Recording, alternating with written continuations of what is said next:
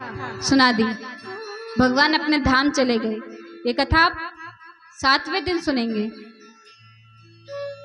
तो जब यदुवंशियों का विध्वंस बता दिया तो कुंती माता ने नेत्र बंद करके देह त्याग कर दिया। पांडवों ने कह दिया कि जहां भगवान नहीं रहेंगे उस धरती में हम भी नहीं रहेंगे। तो द्रौपदी सहित सब कुछ त्याग कर समाधि लेकर एक एक कर सब भगवान के धाम गए। राजा अपने पौत्र परीक्षित जी को बना दिया। जब परीक्षित जी को बड़ी बाल अवस्था में राज्य मिला तो वो प्रजा के बीच में सुनने के लिए जाते थे वेश बदल के कि क्या हो रहा है। एक दिन परीक्षित जी विचरने के लिए जब अपने राज्य में गए तो कई प्रकार की बातें हो रही थी। किसी ने बोला ये छोटा बालक क्या राज्य करेगा, तो कोई एक बोल पड़ा अरे इनके पिता अभिमन्यु दादाजी अर्जुन है, कोई ऐसे वैसे बालक नहीं है, बहुत अच्छा शासन करेंगे। तो जब ऐसी बातें सुनी तो अपने पितामह दादाजी ताताश्री को याद करते एक बार विचरते विचरते बड़ा ही अद्भुत दृश्य देखा। बड़े ध्यान से सुनिएगा। दृश्य में देखा एक गाय और एक बछड़ा है। उन दोनों को एक बड़ा काला व्यक्ति क्रूप व्यक्ति मार रहा है जोर जोर से।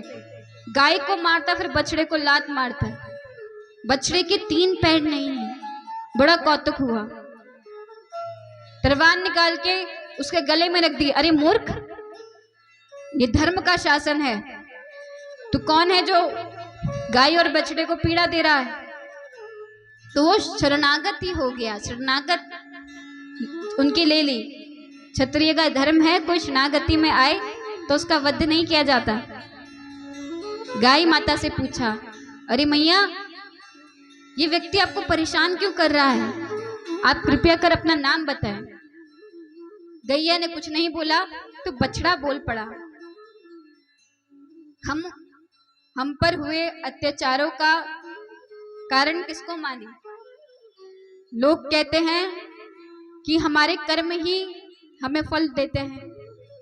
शास्त्र तो ये भी कहते हैं भगवान की इच्छा बिना एक पत्ता भी नहीं हिलता। तो हम इस दुख का कारण किसको माने। परीक्षित जी ने बोल दिया बस मैं समझ गया आप कौन हो। आप साक्षात धर्म हो, क्योंकि ये धर्म होता है जो किसी की निंदा ना करे।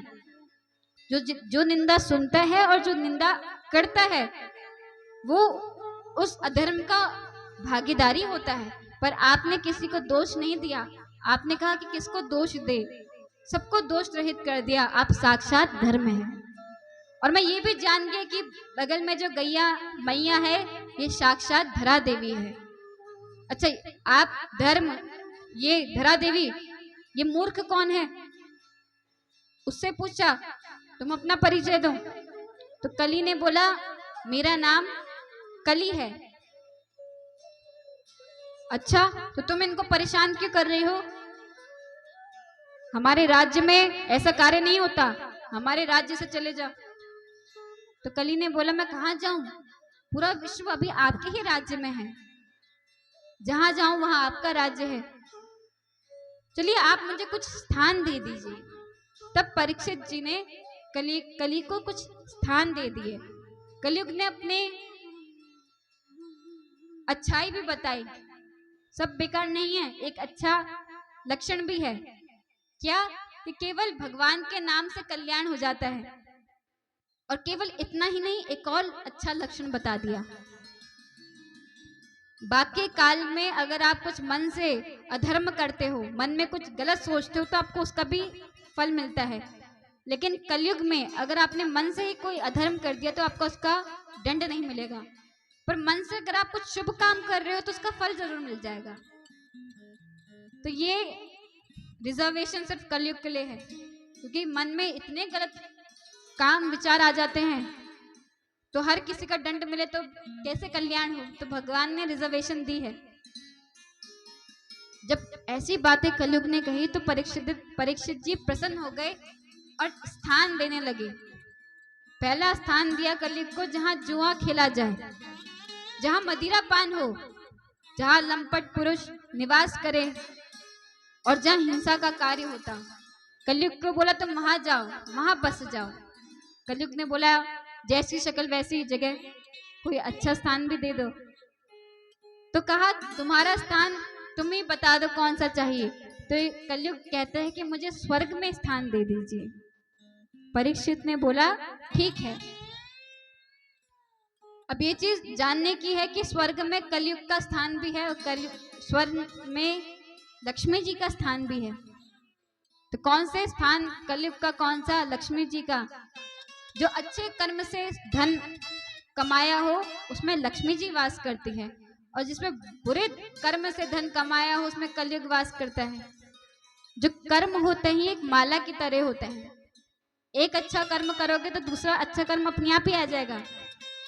उसी तरफ एक गंदा काम करोगे तो दूसरी गंदे काम की मोती अपने आप खींचेंगे। तो स्वर्ण में वास दे दिया, कलयुग चले गया और परीक्षित जी भी अपने राज्य को लौट गए। एक दिन जरासंध का मुकुट पहन लिया स्वर्ण का, कलयुग का वास सर में आ गया और मन में हिंसा के भाव आने लगे। हमेशा कल्याण का सोचते थे, आज शिकार का सोच रहे हैं। तो शिकार खेलने चले गए। तपती धूप में जब प्यास लगी, कोई आसपास नहीं दिखा तो एक कुटिया दिख गई श्रमिक मुनि की। महर्षि श्रमिक की कुटिया देखकर वहां पे प्रवेश किया तो महर्षि श्रमिक तो समाधि में थे, ध्यान में थे। परीक्षित जी को शंका हो गई, ये जरूर मेरी स्वागत नहीं करना चाहता, इसलिए समाधि का, ध्यान का नाटक कर रहा है। तो परीक्षा लेने के लिए उनके गले में सर्प घुमा दिया, मरा हुआ। महर्षि जी समाधि में से थे, कोई फर्क नहीं पड़ा। परीक्षित जी वहां से चले गए। अब ये सब कुछ, ये दृश्य महर्षि श्रमिक के पुत्र के मित्र ने देख लिया। तो जाकर उनके पुत्र को बताया श्रमिक जी के, अरे तुम्हारे पिता के साथ उस दुष्ट राजा ने कितना गलत काम किया, उनके गले में मरा हुआ सांप डाल दिया। श्रमिक मुनि के पुत्र को बड़ी ग्लानि हुई, क्रोध में भर गए और श्राप दे डाला, ये जो मृत सर्प तुमने मेरे पिता के गले में लटकाया है, यही 7 दिन बाद तक्षक नाग बन के तुम्हारा वध करेगा, तुम्हें डस लेगा। श्राप देने के बाद पिता के पास आकर रोने लगे। जब पिता ने देखा कि पुत्र रो रहा है, गले से सांप हटाया और पुत्र को कहा, अरे पुत्र तुम रो क्यों रहे हो? तो पुत्र ने पूरा दृष्टांत सुनाया। तो महर्षि सर पीटने लगी, ये तुमने क्या कर दिया?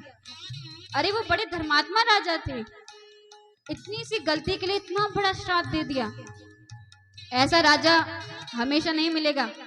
जाओ राजा को सूचित करके आओ कि उनकी मृत्यु 7 दिन पश्चात है। अब परीक्षित को पता चलता है कि मेरी मृत्यु निकट आई है। सब कुछ त्याग दिया। किसी व्यक्ति को बता दो कि 7 दिन ही है तुम्हारे पास, तो चैन की नींद नहीं सो पाएगा। अब न जाने 7वां दिन देखने को भी मिले या ना मिले। परीक्षित को जब पता चला तो पूरा राजपाट त्याग दिया और नदी किनारे चले गए। जब गंगा किनारे परीक्षित जी आए तो सबको सूचना मिल गई, अरे हमारे इतने पुण्यात्मा राजा को श्राप लगा है।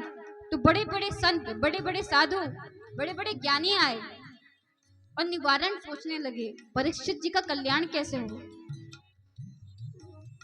सर्प के देखिए 2 इसमें दोष है। सर्प से अगर कोई व्यक्ति की मृत्यु हुई हो सर्प डसने से, तो उसको फिर अग्नि नहीं दी जाती। और दूसरा, किसी ऋषि के श्राप से मृत्यु हो रही है तो उसमें भी कल्याण निश्चित नहीं है।